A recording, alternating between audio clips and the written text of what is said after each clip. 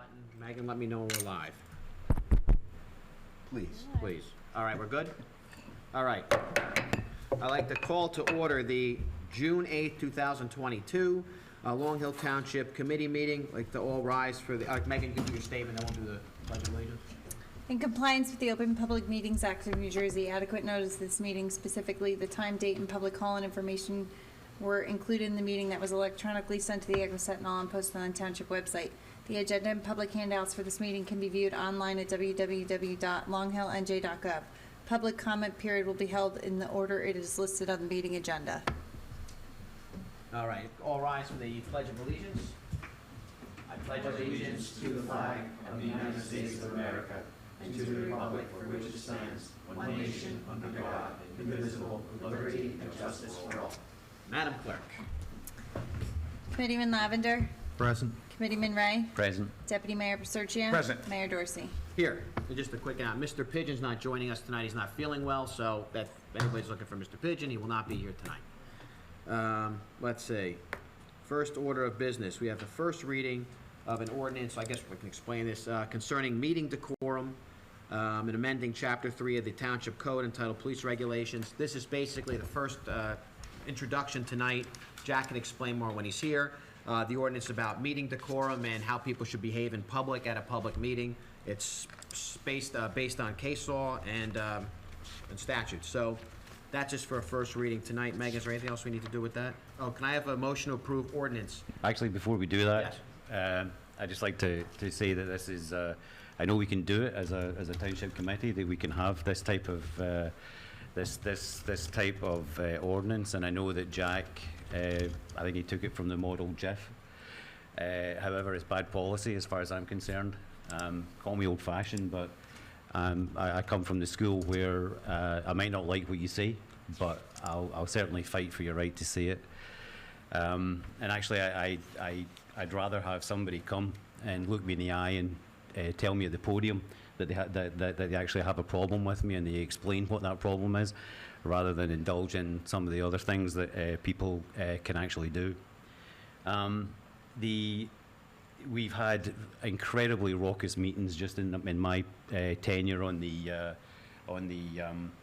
committee, and we've actually been accused of criminal behaviour. People have come up here and made all kinds of accusations against us, but we've never, ever resorted to something like this. And I really wonder what the message it sends to the people of Long Hill whenever this shows up, and we now have these very nice plush barriers that are being presented here. If you just some things is based on case law, yeah, but if you read the case law, the implementation of this is going to be disastrous or potentially disastrous for the taxpayers of Long Hill, because what it's going to do, it's going to bring us into all kinds of territory in terms of liability that we have never ever been in, because what you have here, you have for the mayor or the person who's presiding over the meeting, you basically have a blueprint where it says all you need to do is, if somebody's annoying you, and that language is open to all kinds of interpretation. If someone is, if you're not agreeing with what they're saying, then then all you need to do is warn them once, and then you can kick them out. And that is going to be, as I say, if you do read the case law, that is putting us in all kinds of a position of liability, because courts dissect every aspect of these cases, and I'm sure you're familiar with them. I'm sure you've read them. Case in point, at the very last meeting, Mr. Orentowitz, who's in the audience today, was making a point to us that there was a very technical presentation being made. We didn't have the slides. The public didn't have the slides. The slides were available on, was it that, Megan? Was that Yep. what the slides were available on?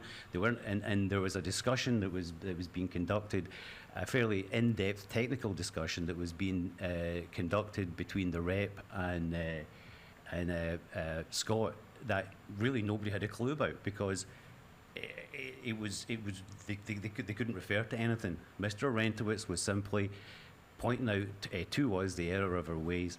He was removed. He could have been removed if the officer had decided to move forward with that. And today, I really think we would have been in a bad position. So that's the first part of it. The second part, and the last thing I'm going to say, is on this whole 3-minute nonsense. 3 minutes is wonderful if it's a recommendation, and most people have actually abided by it as much as possible. But now you're going to use it whenever somebody's up here and you don't agree with what they say. They're cut off in mid-sentence after 3 minutes. Other people, and we've seen it, who come here, we like them, we talk to them, we have conversations, and before you know it, 10 minutes has passed. This is another thing which is just not defensible. And so this, I know we can do it. I know other towns have done it, but it's just bad policy. And most important, it's sending out the wrong message to the residents of Long Hill Township that, for as long as I can remember, the township committee has been open to everybody. We've had a good relationship, even in the bad times.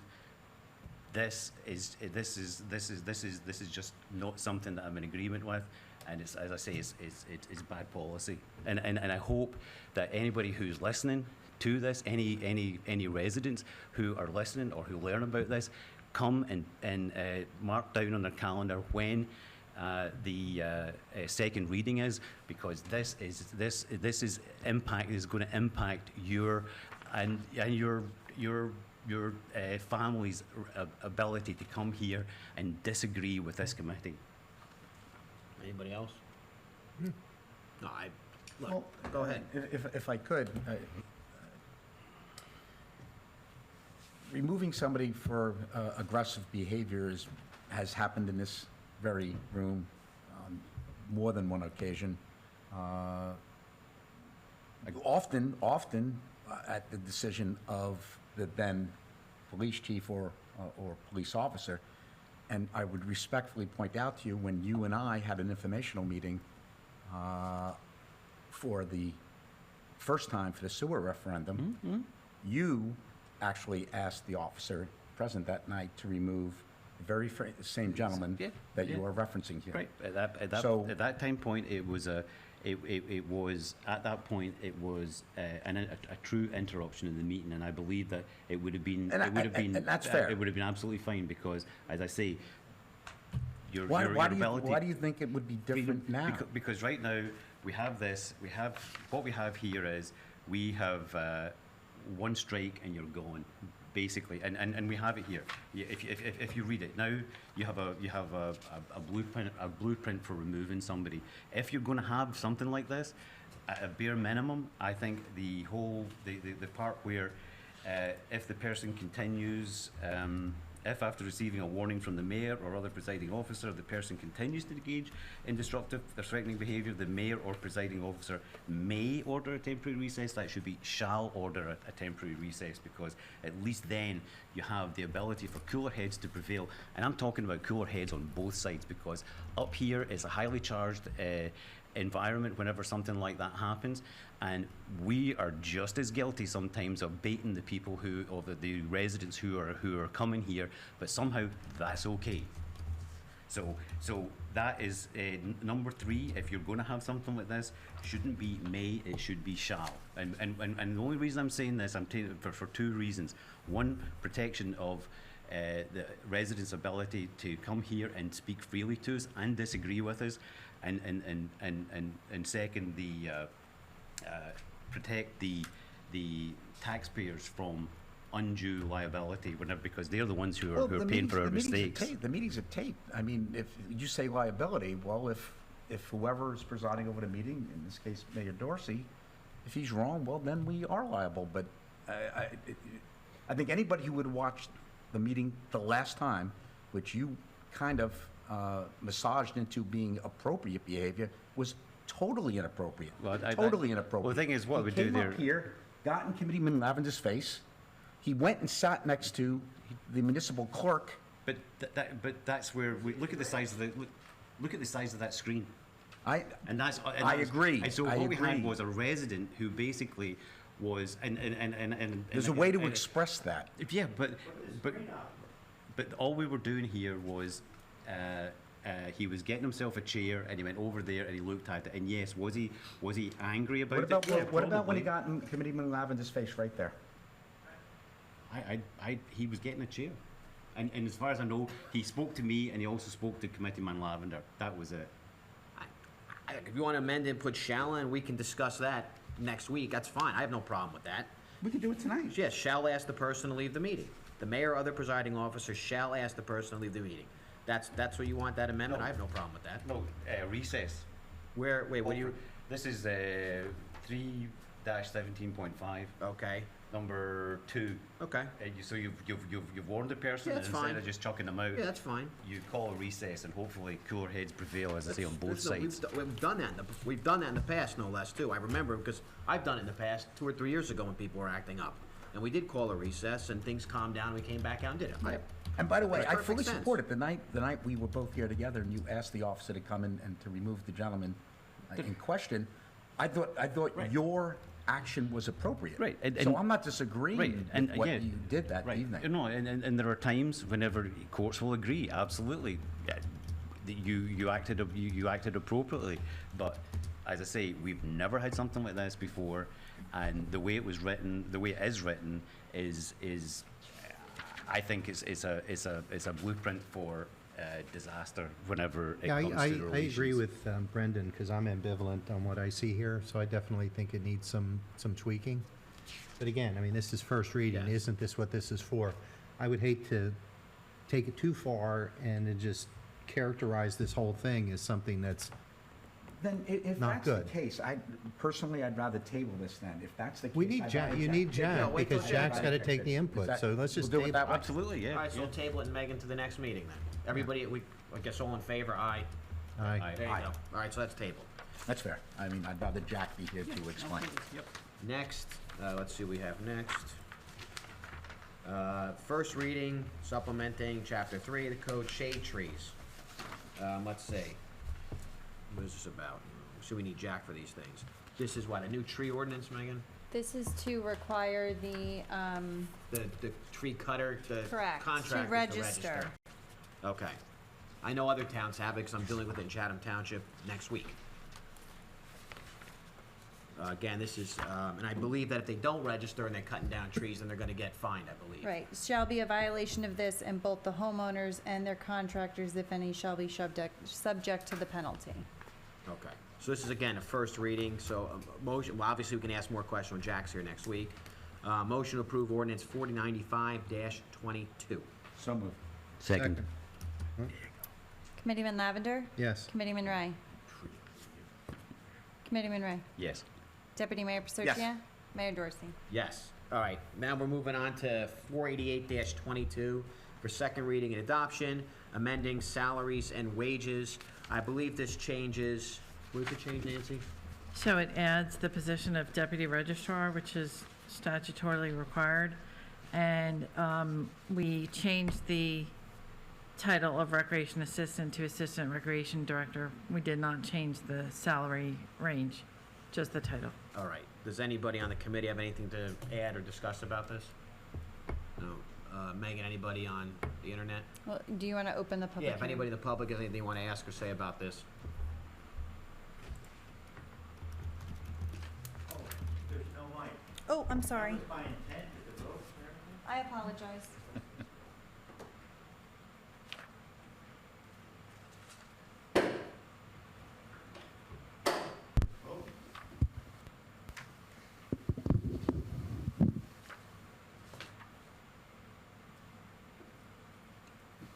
Charles Arenowitz Millington. Welcome to the AMC Theater. What is required under law for a deputy Registrar. registrar? And if that was required by law, have we been in violation of law, and for how long? So we weren't in violation of law. Over COVID, we were allowed to appoint other towns to be our deputy registrar. So I was over in Warren Township, so I had them as my deputy registrar with not issues that have come up, but me being unavailable for marriage license applications, certified copy requests, death certificates, birth certificates. It was just appropriate to bring it back in-house. So during that time, were we in violation of state, county, or local law? No. Oh, God bless us then. Thank you. Thank you. Anybody else in the public have anything to ask about that? Seeing none, Megan, anybody online?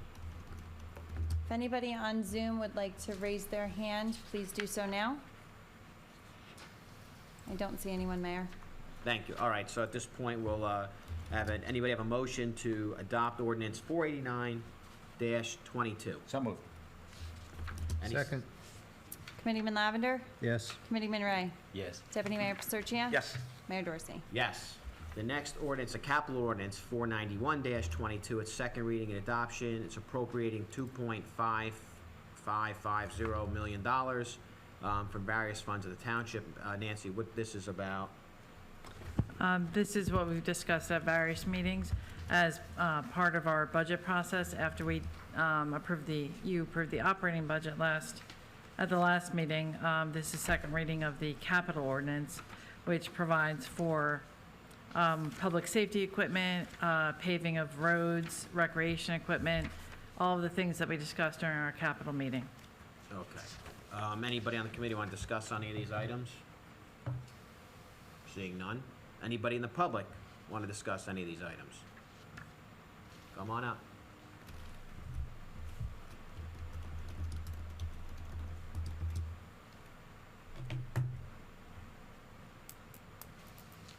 Good evening, Frank Librato, 589 Heritage Road.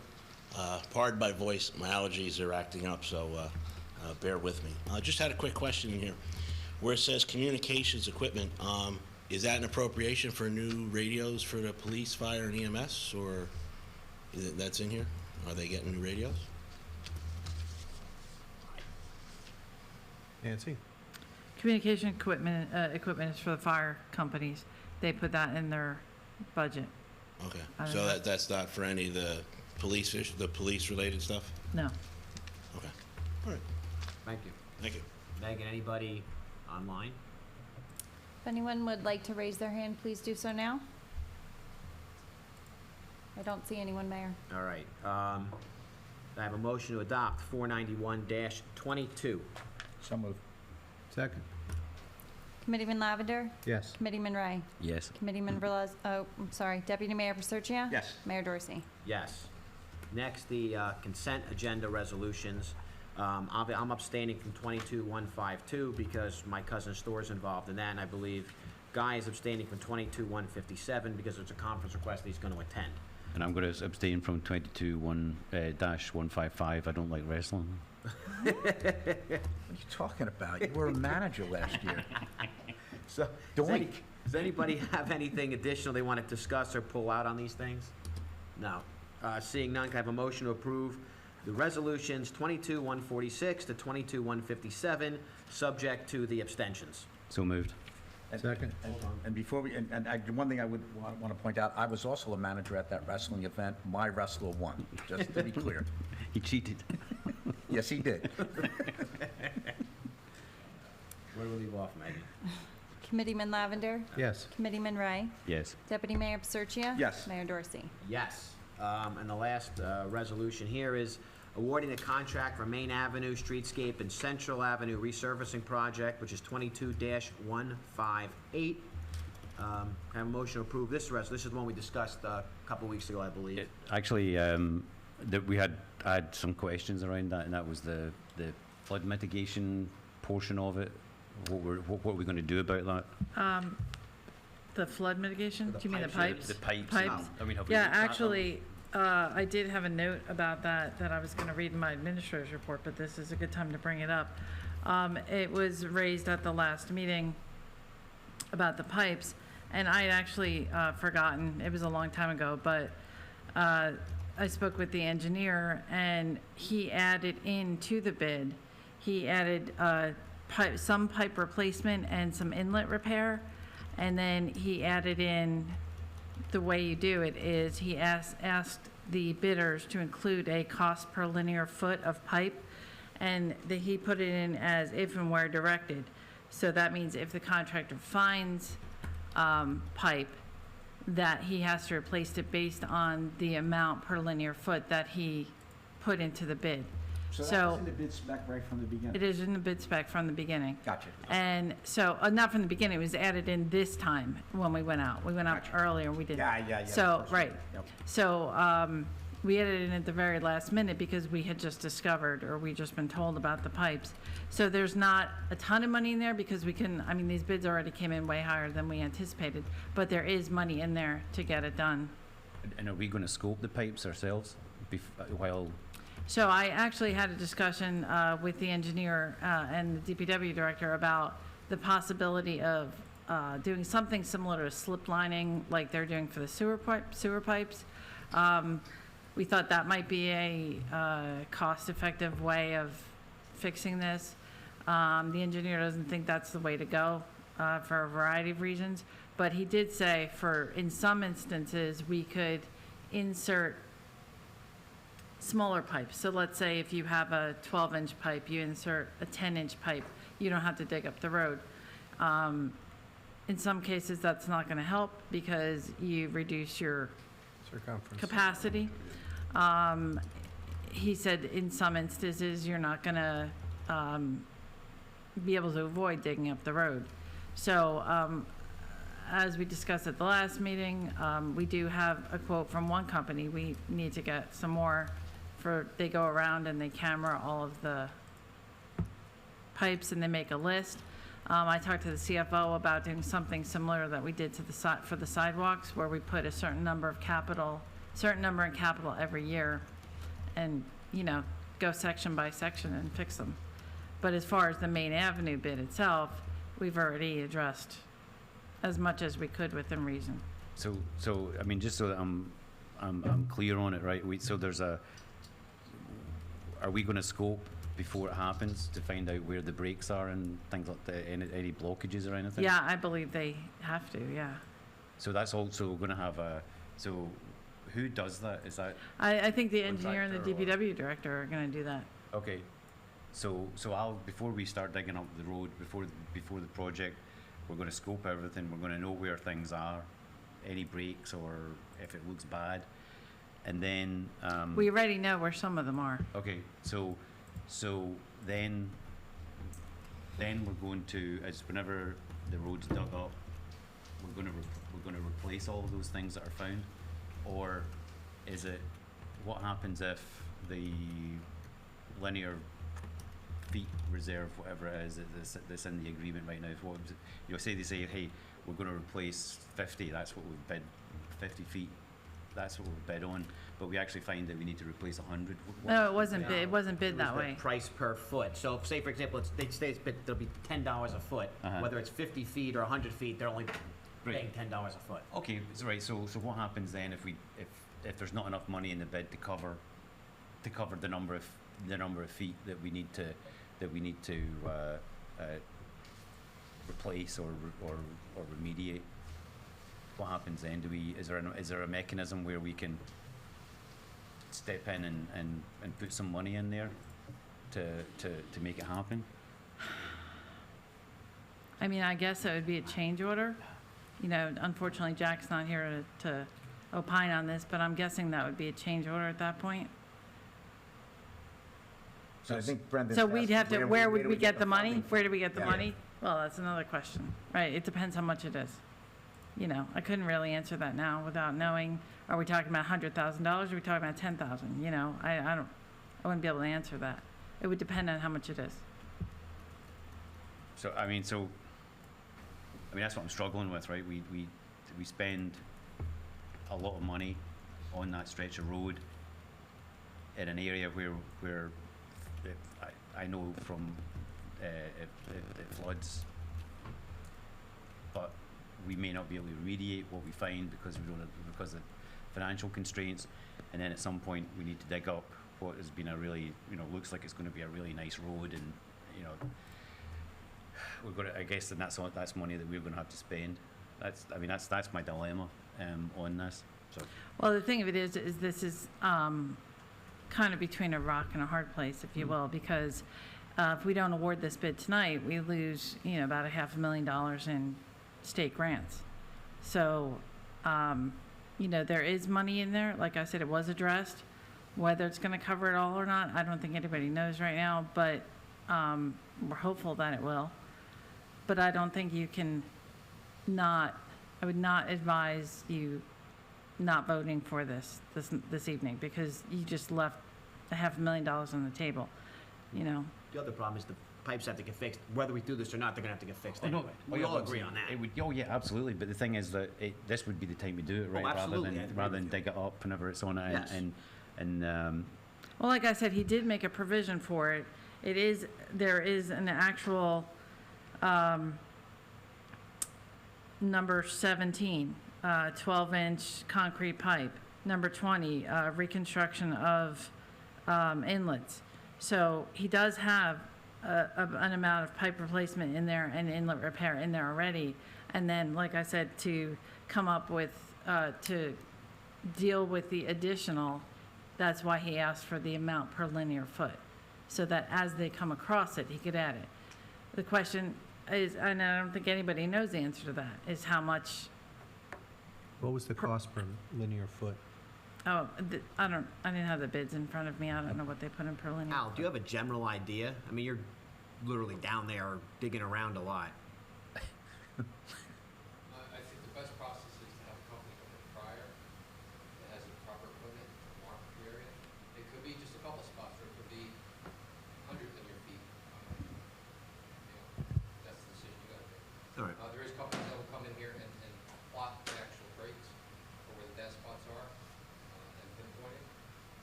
Well, the other thing is, I turn on the microphone so people can hear you. Sure. Thank you. The other thing is that there's issues with the water pipes. That's on the water company to fix. We're just talking about the sewer drains, correct? Right, and most of that No, area, it's the other way around. stormwater. Stormwater. That's, yes. Yeah, and most of the stormwater in that section is old corrugated metal pipe, which you're seeing some issues on county roads too. On Valley Road, you're starting to see some sinkholes. I don't know until we see it. My equipment can only do so much. No, I know that. As far as lengthwise, the crossing pipes is not a problem because they're not that far. But for me to do it, it would take several weeks because I have to go from catch basin to catch basin, and to document, pinpoint exactly where the problem is in a pipe. I'm guessing, right? I could feed the camera in X amount of feet, but am I 2 feet off because our equipment's a little outdated? All right. But it works All right. for what we need. That makes sense. so, So it's your recommendation, obviously, to get somebody in there to just check with the pipes. Yeah. I mean, won't they see when they dig up the road? No, because they're not digging up the road in the whole section, right? They're doing the intersection, replacing the intersection. They're not digging that far down when they mill the road. So if the pipe is 3 feet down, they're not going to dig that whole road that far, especially the pipes running parallel all the way up to Central. That makes sense. so Al, you're recommending bring people in, there's a company that'll come in, they'll actually give us they'll tell us every They'll map it crack out, and yeah. So once we have that, then we know the scope of the problem, and we can do that before we start work on this. And that'll give you a pretty good idea how many linear feet are you going to replace, and if you have a price per linear foot from the Now, bid. I know your guys, that takes forever to do it. Say this company came in, I mean, approximately how long with them, I mean, they have, obviously that's what they do. So how long do you think it would take somebody that's a professional to do this? Not that you're not a professional, I mean, the people, that's their full-time job. I'm sure in a few days they could do that Oh, street. all right. So Proper Nancy, once we award this, is there a trigger in there as to when it's supposed to start? I think they're typically it's 60 days. So we can hold them off while we do this? That makes sense. If it was any other part of town besides that section, because it's all corrugated metal pipe, and we have problems on the hill, like towards Dorsey's Pharmacy, where we noticed, that the pipe was completely gone, and they did a temporary repair, which there is a bid now to replace that pipe, and awarded. Al, does that go under the tracks? No, All right, so it stops at the tracks. yeah. It does go under the tracks in the area of the Sterling train station, in the lot. It does trench out to Railroad Avenue. But down the road, it doesn't go into the tracks? Right. Okay. But Chief, so I'm clear, there are sections where pipe may need to be replaced that's not being, that's not part of this project. Correct. Right, so regardless, it's not like that section possibly is being dug up anyway. We may be introducing work that we have to do that has nothing to do with the proposed project tonight. No, but if you're going to pave a road and do that work to it, and then 3 months later come back and I there's understand, no, a but. patch instead of a nicely paved road, that's, Right, it's your right, decision. Right. you know. Like the one by Dorsey's, the pipe was gone. There was nothing left of the pipe. Where, one's right in front of the store? Just above the store, north of the store, and it cuts across to the train station. Oh, okay. So what are the next steps? Well, you would need to approve the bid tonight, the award tonight. And then obviously get bids or two to do that job. Yeah, I, I'm probably guessing between, just ballpark, $4,000 to $6,000 for somebody to come here. yeah, it's not a bid, it's Okay. just a, All right. So, I mean, I have an issue, even though it's grant money and all the rest of it, I have an issue saying yes to this if we don't, if this work's not done, and then we have the commitment, because we have to find some way of emergency funding somehow or other, where we commit to doing what we need to do while the road's dug up, right? We need to have some commitment to actually do it. Otherwise, I really, it's my money. Is one way or the other. It's taxpayer money. You might, it's coming from county or state, wherever it's coming from.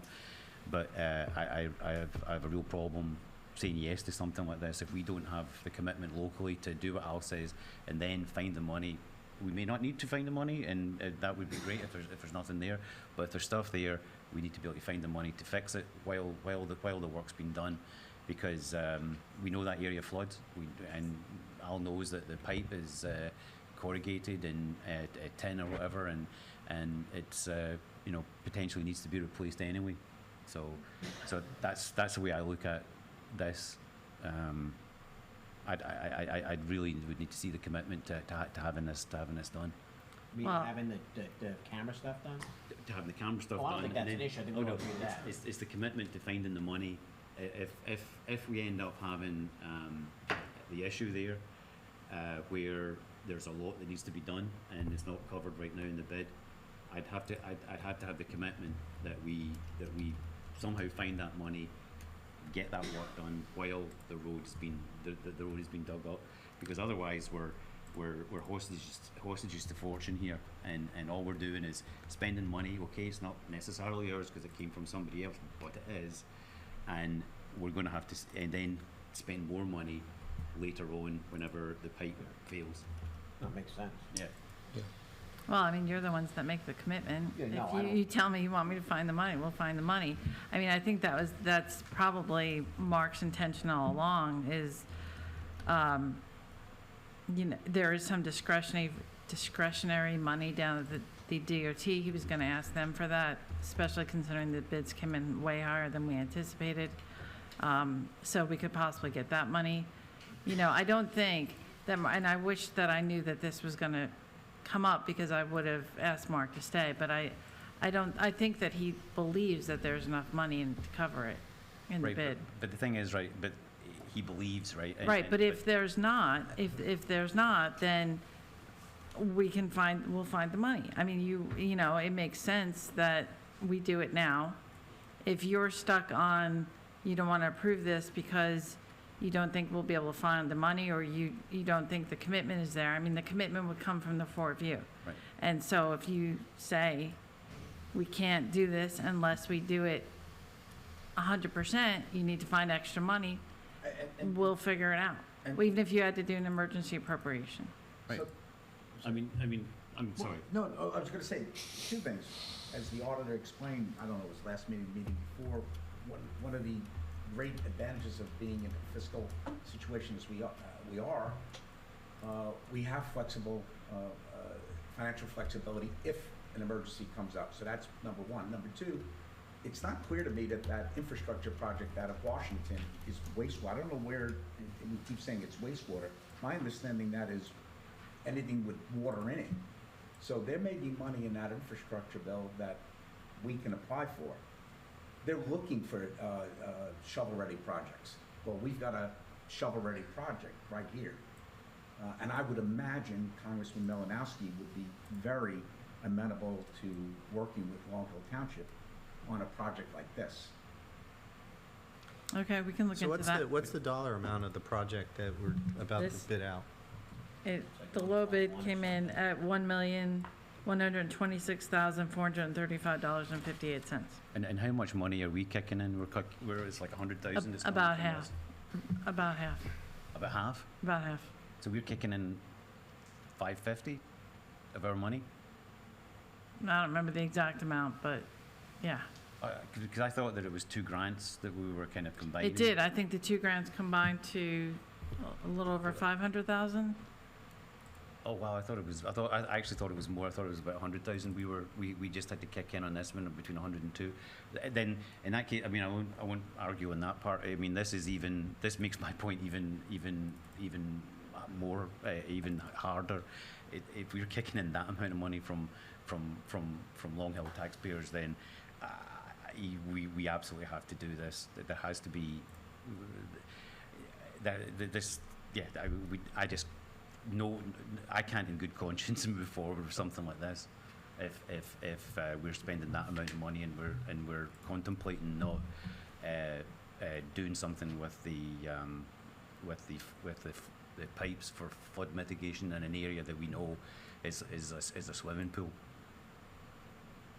One thing I would point out, it's not clear to me that the reason that area floods is because of the storm drains. Right, okay, but the thing Certainly is that, not but that, would you agree that, southern part of Maine. right, but would you agree that the water flows through the pipes and But it clears has nowhere to faster go, though. or That's the whatever, problem. right? So the pipes do actually I don't know directly about affect up it. towards the Dorsey area and stuff like that. But one thing, my recollection, I don't know, we've got the engineers speak So you to said that. it redirects down towards the train tracks to No, the no, no, left, but, right? let me finish. My point is, so people visually who are thinking about Sterling flooding, the water that floods from Valley up the road comes from the river. It doesn't back up from the storm drain. I want to be clear on that point. Right, but then you No also. matter what we're doing here, my understanding, and I'd rather Paul testify to that, it's not going to change that. No, but you Mercer, also, et cetera, is still going to flood. right, you also have sections where like Somerset and Where Maine. it pools. Where it pools and Yep, sits in that yep. corrugated pipe Right, over the Where years. Baggio's is and. Right, yeah. and then there's no pipe left. Yes. Right, I but have no problem doing it right. Right. That's fine. I have no issue with Brendan saying it all. Is it gonna help the flooding? We don't know until. But it's gonna help the clearance, right? Right, It's gonna help. right, it's gonna have, It'll it- certainly help where it pools. it's gonna, yeah, it's gonna move the water in the right direction. So Al, If there's nothing there. just tell me, maybe I'm mistaken, but storm drains actually do have an effect whenever it rains, right? And I've taken water away, and if they're blocked, it pools, right? Oh, yeah. So okay, and that's why. Absolutely, that's true. Yeah. But I just want to make sure that the public, the echoes, et cetera, that visual that they have in their mind, that's why downtown Sterling doesn't flood when the storm happens. It floods 24 hours later as the Passaic River stops and the water comes back into town. Well, that's not, I don't. it's not true, because when we get that heavy downpour, you do get that on the corner. Yeah. Where it comes, pretty much all the way into the lane. It's just not moving because there's no pipe for it to move. It's just following its way slowly to the river. If you notice when you're coming to Valley Road, you're making a right onto Main Street, there's a settlement there. That's just, Say this, where? you're making a right, I'm sorry, at the bike shop. By Trek. Yeah. If you notice, and I hit it every time when I go home, there's a settlement there, and that's a corrugated pipe that's Fair enough. owned by the county that we had the same issue a couple of weeks back that we prepared at the Chase Bank, where the pipe was Yeah, gone. and admittedly, I'm wading into an area, no pun intended. Pun taken. Pun none taken. Actually, it was pretty good though, wasn't it? But I concede, I don't know where, what I'm describing of the river backing up and where the pooling and what you just described, I don't know where it is. I'd rather the engineer speak to that, not me. Yeah, and if I didn't see with my own eyes what, up by Dorsey's, when I tell you there was maybe 10% of the pipe left, Fair enough. it was just a hole. So I think we all agree that we'd like to get the storm drains done. So let's talk about the pluses and minuses of not awarding this contract tonight. So you said Okay, the so contract was 1.1 million, half of that's coming from the state, half of that would be on us, right? A little less coming from the state, but the consequences are pretty dramatic. I mean, besides the fact of, giving that money up, the DOT does not look kindly. We asked them for an extension on this bid last fall. If you recall, this is 2 bids combined into one. So we asked them to allow us to combine it and then give us an extension, which they did. I'm told by our engineering firm, and I think we've discussed this before because it came up with Oaks Road a long time ago. If you back out on a bid, they're not going to look kindly on you for, it's a mark against you when you apply for additional bids, and we get money from them every year. Okay, So- so I have several questions I want to ask. So in like a couple sentences, just describe for us the scope of the project, how many feet, and exactly what's being dug up, or it's just milling and paving, right? How many tenths of a mile? Al, do you have the details? I mean, Or from where to where? So it's going from Valley Road up to Central and Long Hill. but it's, The milling and paving. The Right. streetscape That is, whole- there's a separate yeah, the streetscape. streetscape is going from Valley to Mars. Right, And that's is New additional Jersey American lights. digging up before we do that? Are they doing Is- any work there? No, not that I know. Okay. Not that I'm aware of. So it's lights, it's been, the streetscape portion of it. It's 2 different grants. One is milling and paving from, where Al just said. The other is lights, benches, flower pots, the streetscape aspect of it. Okay, so if we don't take this, we get on the naughty list. It's more difficult getting money next time around, whenever that cycle is. When would the next cycle be? You're applying for it at the next meeting. Okay. And to put a timeline on this, and Al, you'll remember this, of course, Main and Central was milled and paved 2012 because that was Sandy, and then it was delayed, which is why it cracked a little. In November. So it's due. I mean, the road is, I mean, it's not like we're making up a project to accommodate the streetscape aspect of the project. It's due. It's 10 years. Yes. So we have to do that, kind of, and I get what you're saying, Yeah, Brendan. no. It's, No, I'm not against the project, right? I know, I'm I know. absolutely, but what I'm against is the potential waste of money. And as I say, I'm I hear you. okay with it if the 4 of us, I mean, I know where I stand on it, that we say we're going to camera it, and if whatever it takes to do this job right in terms of the piping, we're doing it. I agree If with the you. 4 of us have I that think Matt commitment. already said he then agreed. I'm- Yeah, I agree, then- that's fine. It's gonna get fixed as long as- regardless, so now's the as time long to as- do it. As long as we're doing that. But there's another question, right? So I think we're okay on I'm okay certainly with that commitment. But the other thing that I have an issue with is who was asleep at the switch here? Because why are we talking about this right now? Whenever was it our engineer? I mean, I don't know anything about So- engineering or flooding or anything else, but I kind of picked up on this. So we have experts out there. Why am I having to bring it up? So we didn't know about the pipes until a month or 2 ago, I guess. Is that when we first discovered them? It was when About 2 months. New Jersey American Water was doing their work already, Yeah, that's right. That's right? So a couple of months. The bids were already done, right? So that's when Mark went in and added this. So he believes that it's enough. If it's not enough, okay, you're bringing that up now. I get that. If it's Yeah. not enough, Yeah. then we have to figure it out, but Yeah. it was addressed, so I don't think anybody fell asleep at the switch here. Okay, so we didn't know about these pipes? These Not pipes until a were- couple months ago.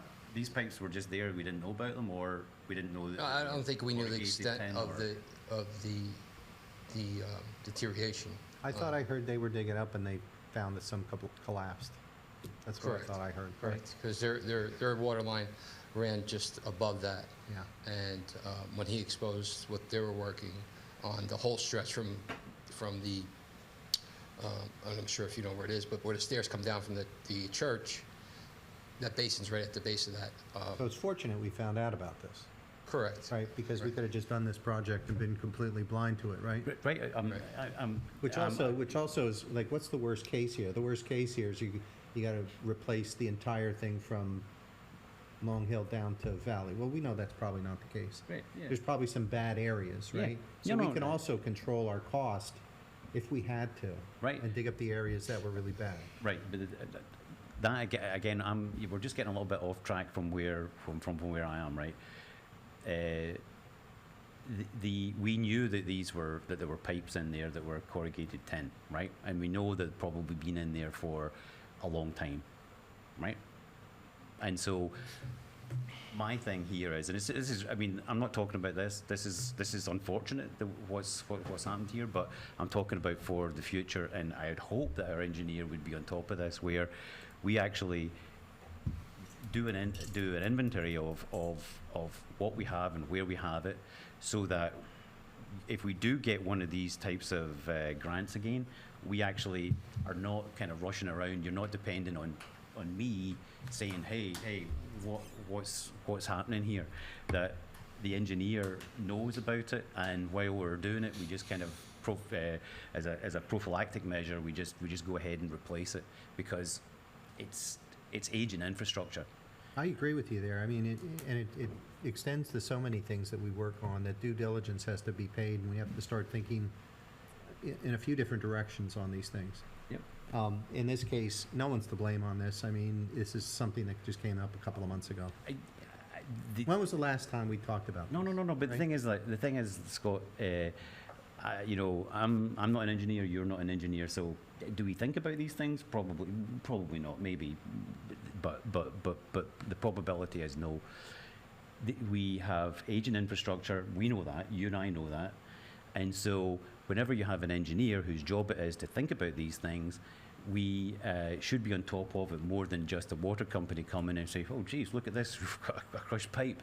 The engineer should be on top of that, saying, "It's probably let's look when this was done, and let's look to when would be the best time to replace it." That's what I'm saying. Yeah, but I would say aging infrastructure is true of Long Hill, of every town across the country.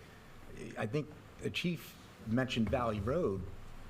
The county did 5 years ago, and NJ American Water did, I don't know, a couple of $1 million project, and then the county came in and milled and paved Valley Road. Right. But now, I That guess was- there's that some sinkholes developing. Yeah, but that was a water main, right? Right. Talking, No, but I'm stormwater. just saying, the But, idea yeah. that there's aging infrastructure is not unique to Long Hill Township. That's true of the entire country. I mean, my, Right, which is hence the Actually- infrastructure project. in the world, right? I mean, Right, Asian, yeah. right? But what I'm saying is, you know it, right? Even you know that, right? And so, Would you care to rephrase the way So- you said that? so I would expect that whenever we start to look at these projects, Fair. any project in town, And that I agree. we're I not agree. doing it. It's not it's not just because the water company happens to be doing a project and finds look at that, a crushed corrugated pipe. Who knew, right? Who knew that could happen? It's like, whenever we think about these, we think about this in advance, so that we're not in this position, and you're relying on somebody like me saying, "Oh, wait a minute." Lord, I definitely agree with you on that one. I knew you would. I do agree with Nancy as far as agreeing on this project. I think we have enough timeline for the 60 days to allot the money for somebody to come here and do that scope of work and identify the areas. And you'll have a better handle Right. on the linear feet you're replacing. And as I had mentioned earlier, I suggested that the CFO and I talked about putting money in the capital budget every year, like we did, if you recall, a few years ago, we did with the sidewalks. you committed to putting a certain amount of money in to go throughout town. The engineer did a survey of sidewalks in town. Fortunately, DPW has been able to fix a lot of them, so we haven't had to contract them out. But, you know, and it's not, Al was starting to notice pipes around town. There's another section of town where this happened as well. And, you know, he said, well, these sinkholes, I guess, seem to be being caused by a lot of these. And we actually had the conversation. I said, so this is going to start happening all around town. And he said, yeah, Sterling is the oldest part of town, so it's likely to happen there first. So we talked about putting money in the budget every year to replace a certain amount of pipes Much like every we do year. with the sidewalks. Right. Or at least put money aside to get a certain section of town cambered. And the whole, you know, if you do a section of town in Millington, you might not find any issues. Highly unlikely, but, you know, in Sterling, you're going to find some. Fair enough. I mean, look, I don't think anybody disagrees with anything that's been said. No, okay. I agree with Brendan, you know, and I think we have general consensus. Yeah, I think it's We commit to unanimous. doing this project correctly, and if You we know, have to, we'll find the as money. far as doing the work in-house, if there's small repairs, small sections of pipes, you know, we could do it, but you're talking about ripping up, you know, 20-foot sections of pipe, you know, every block, then, you Do we know, have to have I a can't vote? do that. Well, we have to vote to approve the ordinance, the resolution, but I think, obviously, we also agree with Brendan that we gotta, and Al, that you gotta check out the pipes, the cameras, and then deal with that as well, because right now is the time to do it. So I think everybody's unanimous on all that, as far as I'm concerned. So, I mean, I could talk to Nancy tomorrow, I could reach out to a couple companies to see, they charge by day, or they charge by, you know, miles, as far as the pricing on it. Yeah, it sounds like a good idea. The apparatus or whatever it is you referred to, that would be nice if your department had. Do we have any idea what it? 300,000. 300. So that would be something we would budget next year. Or are you saying you'd like to do it this year, but? It'd be great if I had a 20-man department and the equipment and the machines to do it. And And I say, yeah, rainwater we'll will be here, replace I every know, I pipe. get But it. for Okay. me, just to buy that piece of equipment, just to look in a pipe, we do have some cameras now that'll do the same Fair thing, enough. but not GPS mark the locations where they're bad. Gotcha. Think about it, if you do GPSA costs $5,000, divide that by 300,000. It's not sitting in the You need a lot. trained operator. Yeah, trained operator. Doing this and- the right way. And it would take Al's guys, whatever long, and it takes them away from everything else they're doing. Gotcha. All right, so is there a motion to approve Resolution 22-158? So moved. Second, Madam Committee- Clerk? Committeeman Lavender, yes. Committeeman Ray, Yes. Deputy Mayor Paserchia. Yes. Mayor Dorsey. Yes. All right. That was fair. Next, move on to liaison reports. Scott, we'll start out with you today. Okay, Sterling Lake is in full swing. They have 100 tons of new beach sand that's been delivered, so the beach is very fresh. Everybody's welcome back. A lot of the new returning staff have been trained, so everybody come on out to Sterling Lake and enjoy. They had the middle school lake dance there last Friday night. The kids had a great time. Lisa said it was a very well-behaved group, so kudos to middle school. Thank yous went out to everyone who participated in the Memorial Day Parade. It was well attended. The school grounds look great. There's a video link on the front page of the Long Hill website if you want to see that. And thank you to the LHTV production team for putting that together. And I think the police were there with a drone doing some really nice videos as well, so thanks to them. Upcoming events, Spring Fever Photography Contest, still in progress, goes till June 30th. The Dog Days of Summer Concert Series, 10 concerts this summer. The kickoff concert is on June 25th at Sterling Lake. And many thanks to our sponsors, Gary Giannakis, the Wykert Realtor, Your Name Here, Scream Truck, and Allstate Glenn Potolsky Agency. Finally, June 15th, Red Cross CPR AED class. That's June 15th, 6 to 9 p.m. at the Long Hill First Aid Squad building. You can register on Community Pass.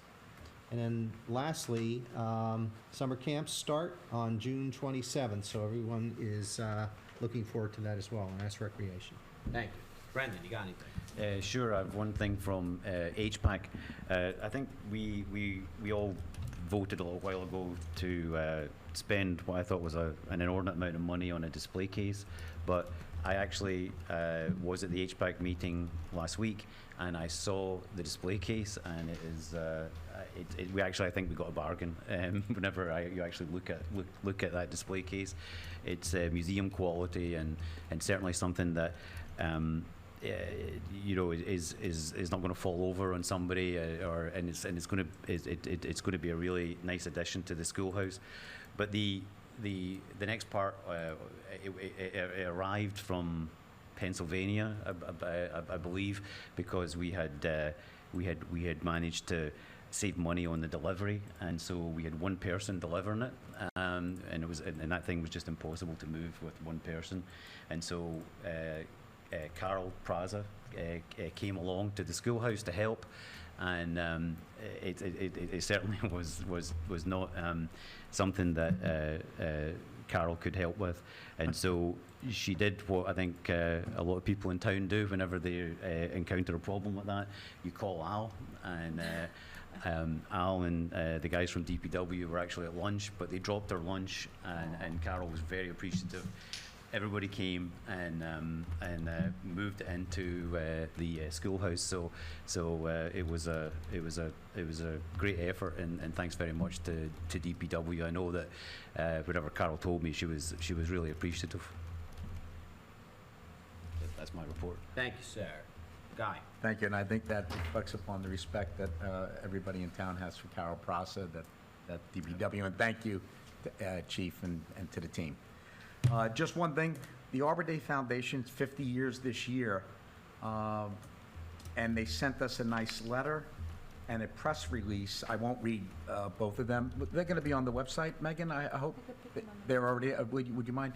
I'll just read one part. So, Long Hill Township in 2021 was once again pronounced a Tree City, USA, and there's a lot of nice things that are said about that. There are about 3,600 municipalities throughout the country that are Tree City, USA's. Long Hill Township is one of them. And the press release, just one brief paragraph. Tree City, USA communities benefit from the positive effects that an urban tree canopy has year after year, said Chief Executive of the Arbor Day Foundation, Dan Lamb. The trees being planted and cared for by Long Hill ensure that generations to come will enjoy a better quality of life.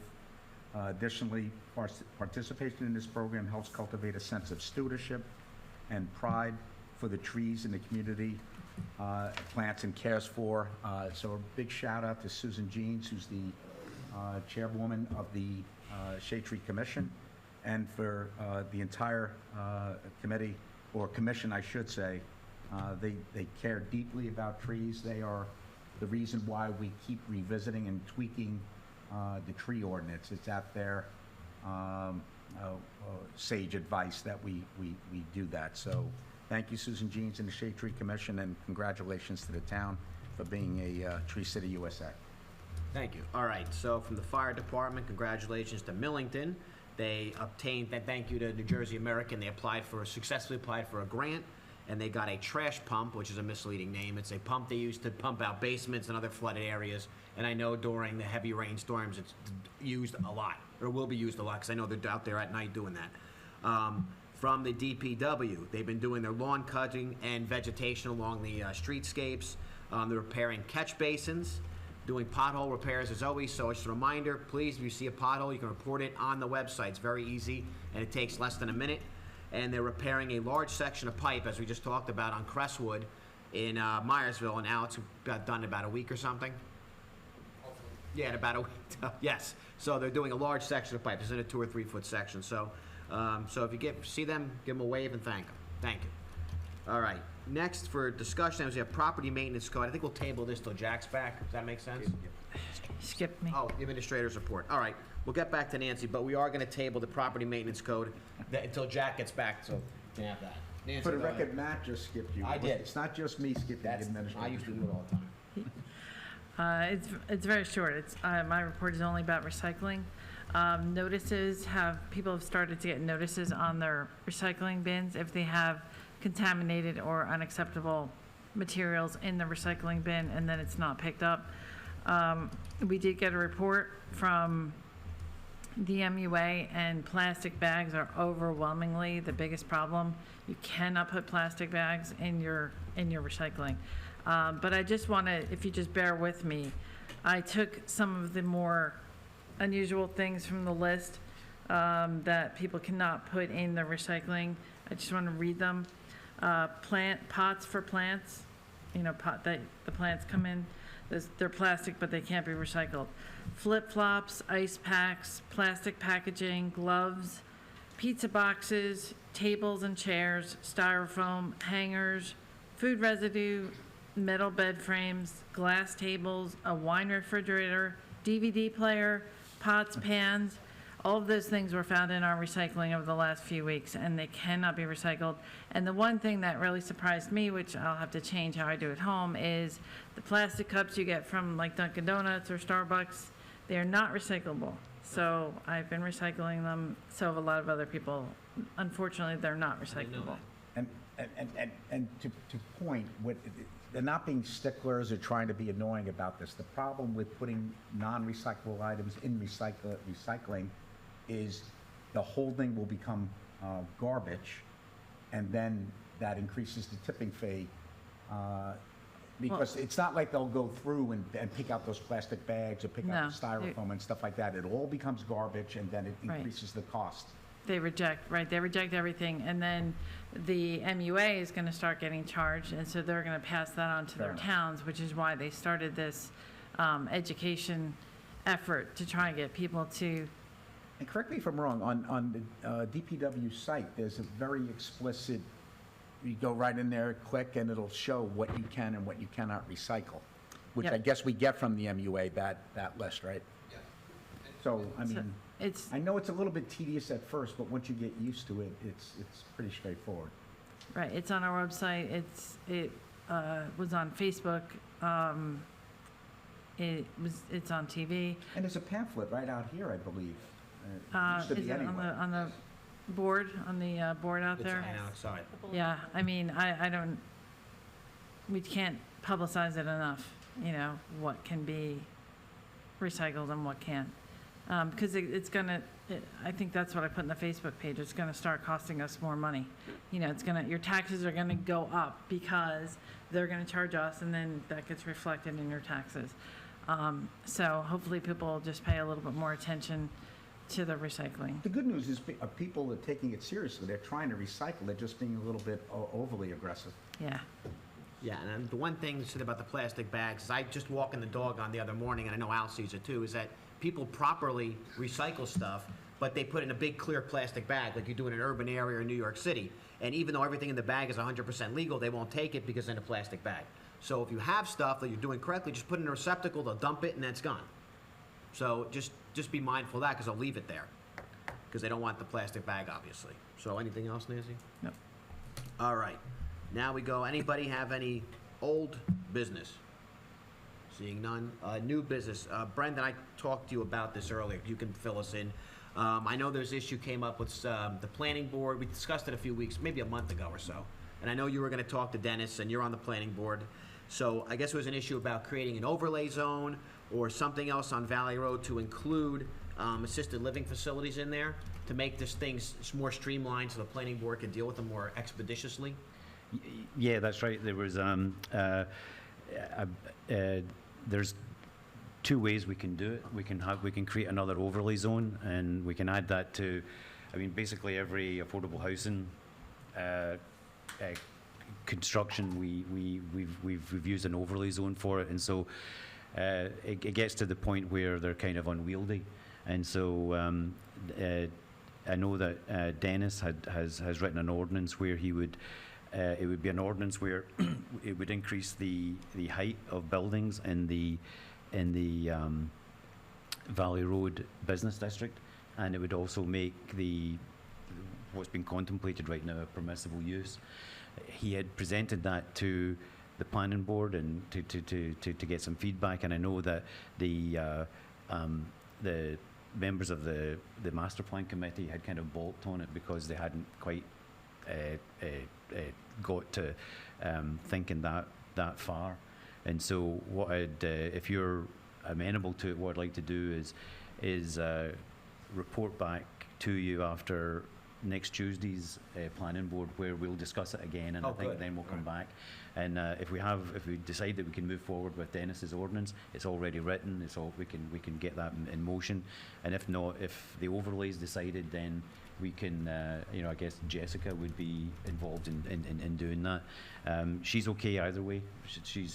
Dennis is, as I understand it, has already talked to her about his ordinance, and she's reviewed it, as has Jack, I believe. And so we'll get this settled one way or the other quickly. All right, so that obviously will be on the agenda next Tuesday? Yep. All right, good. That's good news then. Okay. Announcements. On Saturday from 1 to 6, right here in the parking lot, the PBA Summer Kickoff Event. It's the first of its kind. It's going to be a lot of fun, it looks like. Come meet members of the local police department in a more informal setting. There's going to be food trucks, a beer truck, there's music, some other games, and I think a lot of fun. So everybody in public, everybody's invited. Please come on down and check out the fun. Any other announcements? You got something? Well, the wrestling, who you gave the That you wrestling don't like earlier? wrestling. No mention. The wrestling is June 18th, Community Center. 6 o'clock. The door's open, and it usually goes to, what, 10, 11 o'clock, 10, something yeah, like that. yeah. Fun time. It's a good family event. It really is. It's a lot of fun, as we You know. just said you don't. and He's just bitter his wrestler lost. then I believe that they're like a post party at Chalento, At so you can meet Chalento's, the that's right. wrestlers. Yep. So if any of the people want to come and hang out with the wrestlers, they're having like a post event party at Chalento. And it really is an interesting group. The wrestlers all have a great backstory, and it's well worth the party back at Salento's, as we also know. That's true. You made all the rec announcements. Well, there was also just one. Go ahead. St. Vincent de Paul's having a blood drive on June 16th. I should have said that one first. June 16th, just at the gym area. It starts at 3:30. You can register, I guess, on St. Vincent's website and just go in there. That's a great cause, obviously. That's it. Any other announcements? Megan, you got anything? All right, seeing none, now we open the meeting up to the public. Any from the public? Come on up. Have any questions, comments, issues they'd like to discuss?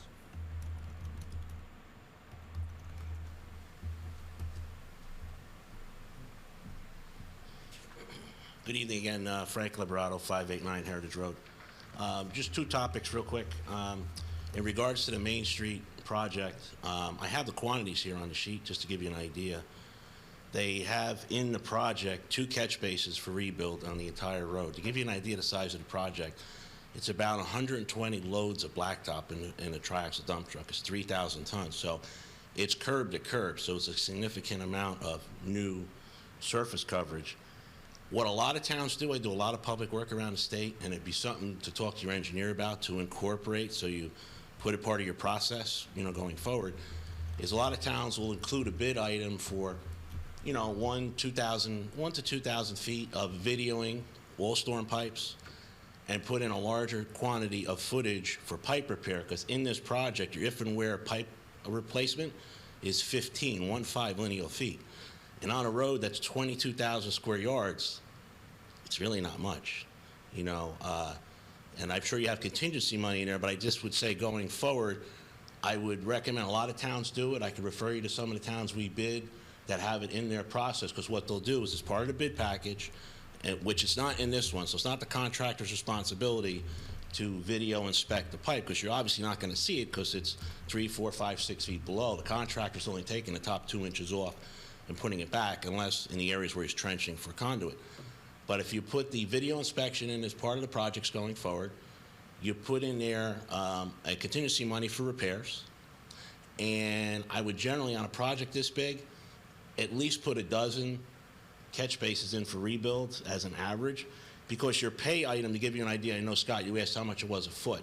The bid item here is $112 a foot to replace pipe, this particular size pipe. So, if you got, 500 feet, it adds up real quick, or even 100 feet, it's like $11,000. So, it adds up pretty quick. And even with the catch bases, they'll run you, I think here it's like $863 each to rebuild. So it just gives you something going forward. Talk to your engineer about it, because that's really what he needs to incorporate in there and make it part of the bid specs. So this way, you're getting everything soup to nuts, and you don't have to worry about going back and fixing anything. And it's really not a big deal to add it in there. And then once you have the money appropriated, you know, there'll be less surprises. I mean, granted, you're going to find jobs where there's going to be a surprise and you're going to open stuff up, but with the aging of the infrastructure as discussed, all the towns have that problem. That's why so many towns incorporate that into their specs. So this way you're touching the road and then you don't have to go back and touch it. I mean, unless you get a water main break or something, you can't control that. But storm pipes do deteriorate, especially in the areas where the water lays in them, because they're all metal corrugated, and they use that throughout New Jersey for years. And when the water lays in the bottom just basically disappears. So now that water is going into the ground, and when you camera the lines, getting back to flooding, if there are obstructions that are slowing the water draining out after a flood, that'll all be discovered and identified, because they'll map it, they'll give you a DVD, or they'll actually give you a flash drive with GPS coordinates, and you can actually look at it and verify where the breaks are, where they're compromised, and then you can plan going forward. And you can tell the contractor who's doing work for you, limit it to the scope of this particular road.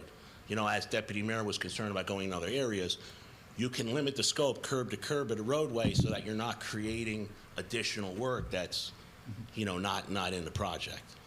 You know, if anybody has any questions afterwards, they want to pick my brain on it, you know. I mean, I do it for a living, so. That's great. You know. Thank you, Frank. That's Thank you. excellent. That's Thank no you. problem. Frank. And I had one other topic. Can we either get an update from you guys or from the chief of police, you know, how you guys are making out? Because just want to see where you guys are at with the radio program. What radio The program? Communications, rather, as far as is the contract taken care of with the county? Are you guys all done with your negotiations? No. No, Oh, that's still ongoing, I guess? yeah. Jack's still so- working. Jack's not here, so we can't answer that. He deals with them directly, not us. Oh, okay. I didn't know if they got new radios yet or anything, or that's all still kind of in the works, I guess?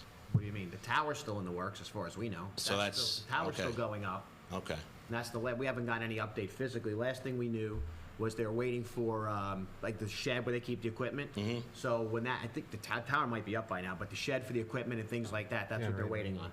So that's good. that's beyond our control. So are they still using Tango? Is that working out As good? far as I know. Yeah. Huh? Okay. All right, thank you. Thank you. Thanks. Any other members of the public?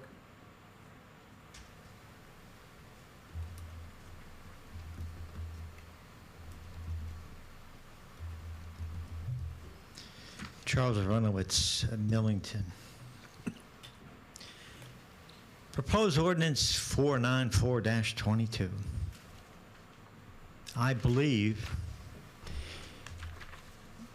you, as a township committee, have major priority issues serving the Long Hill Township taxpayers and residents that elected you to serve us. One, you placed our police, first responders, students, teachers, and school administrators at major risk for weeks and months, and some say maybe years, because of no police radio communications within our schools. You should thank the good Lord. Don't interrupt me, Mr. Mayor. You should, after the proposed ordinance, you should thank the...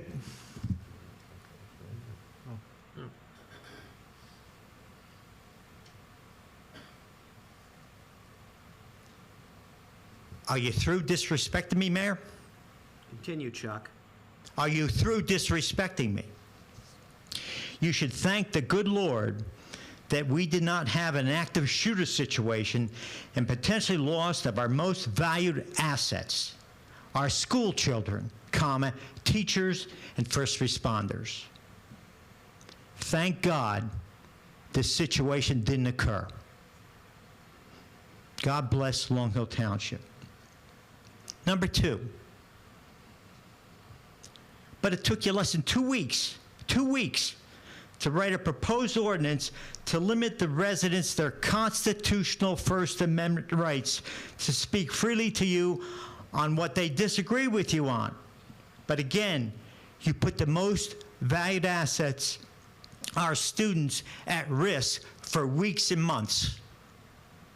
3, this ordinance arose because you failed as a township committee to simply provide access to already paid for a court display screen to hear the presentation by FirstNet at the last meeting.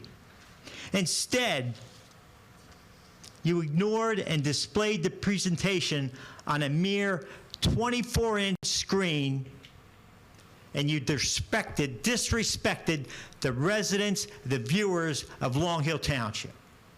4, in your first reading of Ordinance 494-22, you left out one most important item.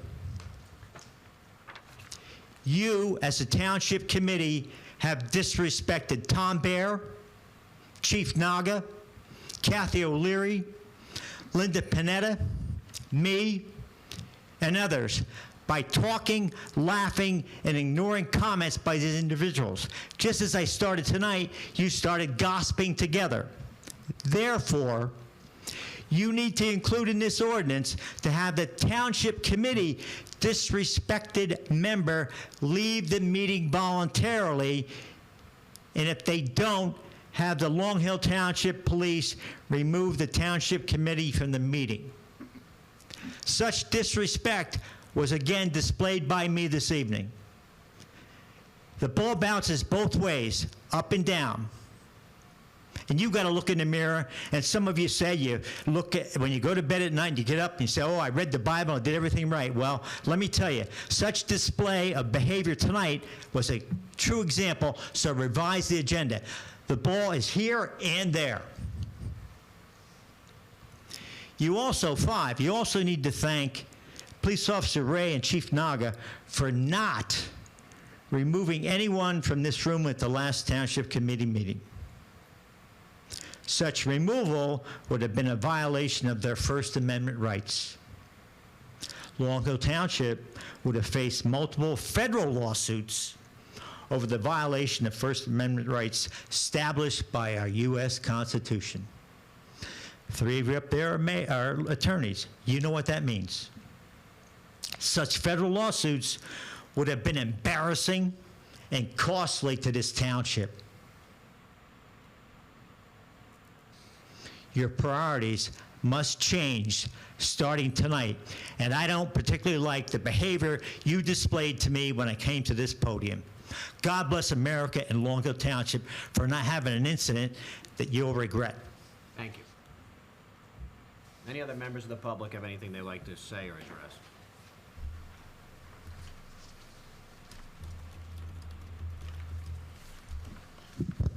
Good evening, gentlemen. Last meeting, there was a Cradle Point presentation by FirstNet. Is your view, Clerk, is that recorded? The view that you have on your screen? The Zoom? Correct. No, it is not. All right. Did you notice I raised my hand to speak to provide some clarification? I don't monitor it during non-public comment portions. Okay. I was trying to speak to clarify some items specifically regarding the billing, just not to the Cradle Points, but also first saying we have confidence in FirstNet. I wanted to see the phones also moved over to the FirstNet network. I've been supportive of the project from day one. The last communication I got from Committeeman Lavender was to notify the CFO and the administrator that I'd like to move forward. I've been saying all along that I would like to move forward with that project. Okay. Well, we are going to test it first, though, aren't we? I already reviewed the coverage maps. I'm not personally testing it because it's not going to work with our MDTs. It's a Pelican box that you connect your phone and watch, as the gentleman said, Joe Greco, watch Netflix or YouTube and drive around Long Hill Township. The coverage maps I saw was sufficient. Those are the same coverage maps that were also taken for granted with Motorola as far as the Wagner Tower. So there was no field testing done on that. I don't have plans on field testing, and I spent a lot of hours with this project. I don't know. So is your position, despite what Mr. Greco said here, that he encourages all people to field test it before using it, it's your position that you're not going to field test it? No, it's my position that we have a 30-day included in our contract that we try it out fully to its capability. And if deemed not the perfect solution, we would still be able to keep the equipment and switch back to Verizon. we understand. We've had communication issues in the past, recently as months ago. You agree with that, correct? Correct. Okay, and we had to go to an outside source, Tango to correct that. Is that accurate? Correct. Okay, so would it be wise to bring in another system that we don't know works for sure? We know Tango works, we checked it, and we're satisfied with it. Right. So I don't think it'd be prudent or wise just to bring in another system without field testing it first. And I'm going with Mr. Greco said. He's a former police chief, and he said, I encourage all my customers to field test it. I can have the equipment there to field test within days, just coordinate it with me. And that's the impression I was under when Mr. Greco left. That was very positive. Right. After Mr. Greco spoke to us, I was right all on board. And assuming the field test worked out, I was going to vote yes for it. In order to, so there is no decision to move forward with it, is that correct? My position has to be field tested first. I want to bring something in that we find out doesn't work. And like I said, I'm deferring to Mr. Greco, who deals with this equipment on a daily basis. Right. I spoke to Mr. Greco. In order to appropriately field test it, you install it and use it with the equipment that you have. Walking around with a briefcase that has a router in it is not really the best way to test it. We want to test it as we use it, in the ways we use it, and then we have 30 days to determine whether or not it's functioning. You can break contract within 30 days. So you have a 30-day out on the contract? Yes, sir. Is what you're saying. I think that's reasonable. So as long as Mr. Greco confirms it, fine. I'm telling you my conversation with Mr. Greco, if there's an issue with trust up here, then we need to get that resolved. My conversation with Mr. Greco is that we have 30 days. It's in the contract. So be it. The other issue is I keep receiving collection phone calls from Will Scott. I've been referred to collections for an overdue payment. I recently received an OPA request in which the CFO advised you gentlemen that Mr. Naga doesn't understand these charges and we would take care of it. As of yesterday, I forwarded you a voicemail and an email that I'm still in collections for payment for the trailers that we used during Ida. And I directed Mr. Barr, and I know he called yesterday, basically tell Will Scott Weathercall to stop calling the PD because really it's not your business, it's the town hall business. They shouldn't be calling you because you don't pay the bills. So we've directed them, meaning Will Scott, to call us if they have an issue, not you, because it's not a PD issue, it's a town issue. Okay, so that's being addressed. I don't have to worry about Yeah, it. you can ignore those, Chief. Yeah, just ignore them, that's fine. I know Randy's Right, I been mean, in if I'm contact. receiving phone calls on my personal cell phone from collection agency, it's not really the best situation, and I have no answer to them. Disconcert, but Randy's on it. He made it a priority. And it's Okay. been paid in full. Yeah. It has been paid in full. The other quick minor issue before I get to the main issue is speed bumps at Town Hall. I raised an issue last year with Committeeman Verleza, who's unfortunately not here, regarding the placement, the signage, and under what authority do we place speed bumps on roadways or various township buildings. They're considered traffic calming devices that typically fall under police department matters. I observed as recently as last week a motorist swerve around the speed bump onto oncoming traffic, and I addressed it with her regarding what her obligations were at speed bumps.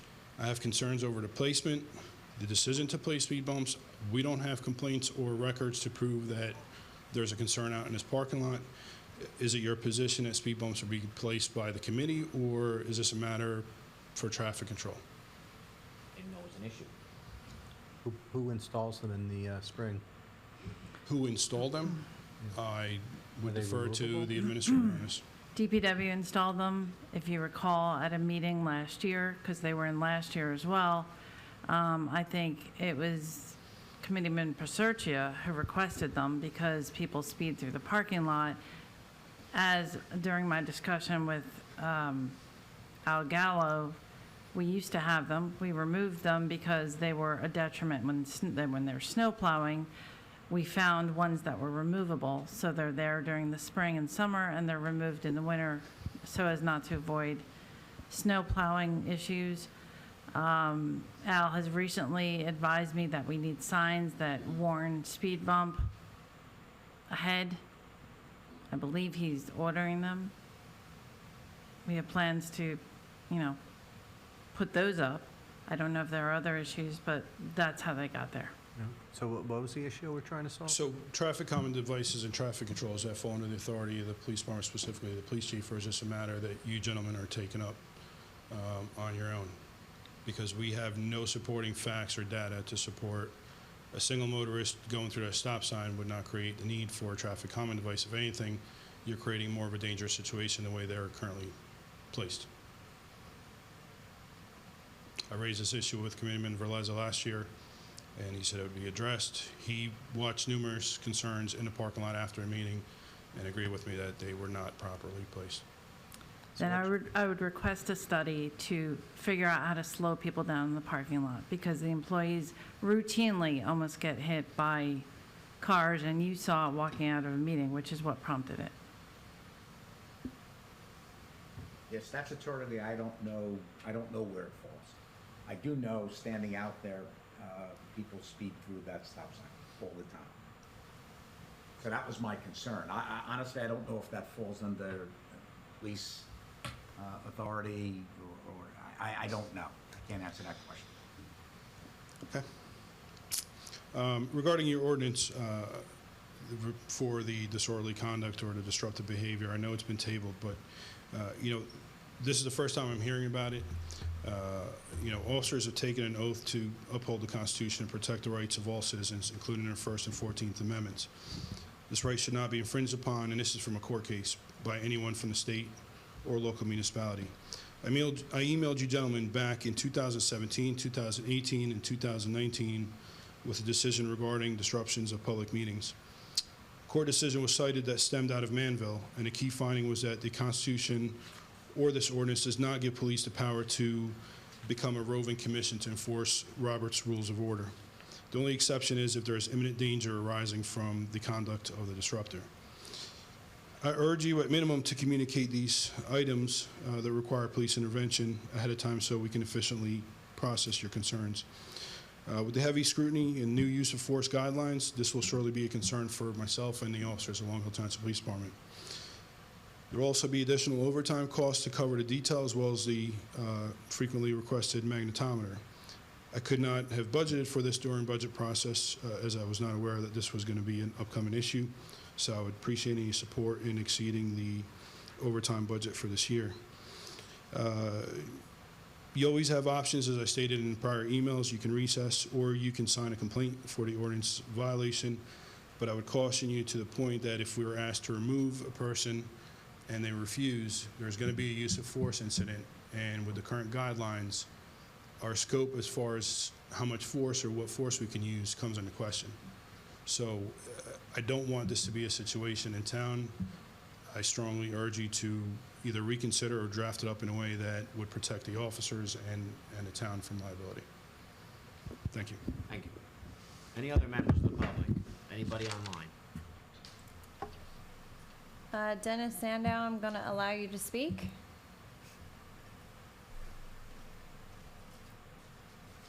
Good evening. Wait, hold on, I got to turn up the volume, Dennis. Hang on a second.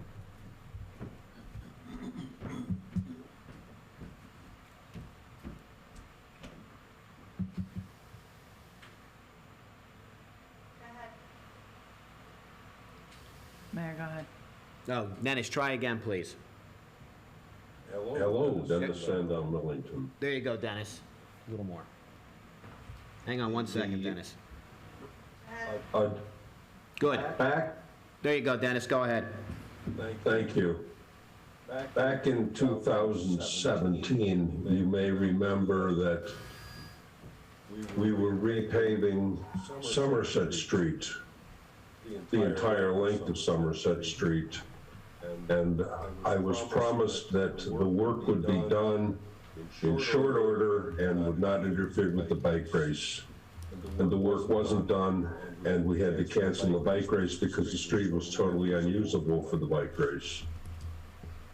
And in 2018, we opened up Passaic Avenue, and once again I was told that the contractors would coordinate with me and we would get the job finished in time for the bike race, and it wasn't.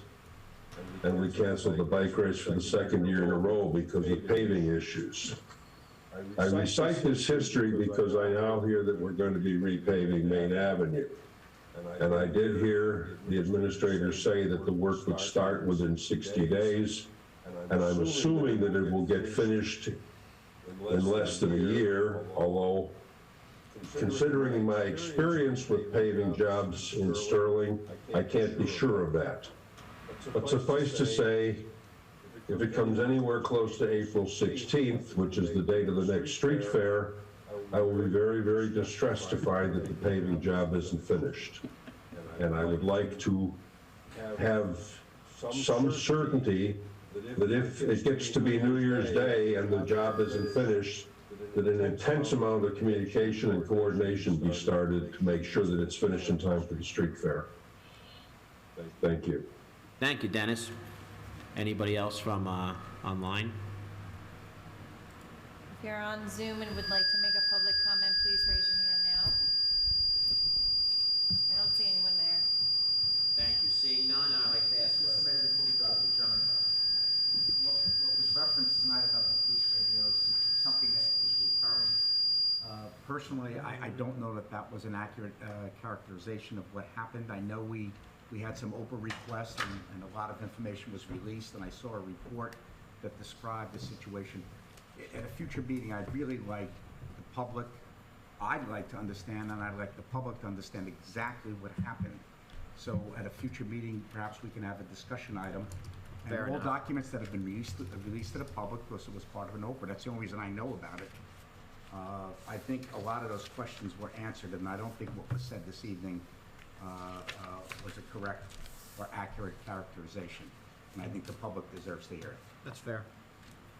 All right, seeing none, no other people, I'd like to make a motion to adjourn. Second? All in favor? Aye. Thank you, everybody.